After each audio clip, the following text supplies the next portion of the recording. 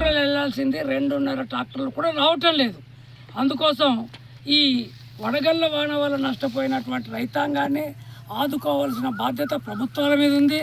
అయితే మొదలే రైతులకు ఇంటిమేషన్ ఇచ్చి వర్షాలు ఉన్నాయంటే తగిన జాగ్రత్తలు తీసుకోవడానికి కూడా అవకాశం ఉంటుండే, కానీ ఈ వాతావరణ శాఖ నుంచి కూడా సరైనటువంటి మెసేజ్లు ఉండట్లేదు. అదేవిధంగా ఈ రాళ్ళు వచ్చినప్పుడు కూడా రైతులు కూడా చేసేది ఏముండదు, కానీ కొద్ది జాగ్రత్తలు తీసుకోవడానికి మాత్రం అవకాశాలు ఉంటాయి. ఇప్పటికైనా నష్టం జరిగినటువంటి రైతాంగాన్ని పంటేసినటువంటి పంటకు చేతికి రాకపోతే ఏం చేసుకోవాలి? ఆయన ఎటువంటి స్థితి, ఎలాంటి పరిస్థితికి నెట్టబడతాడు?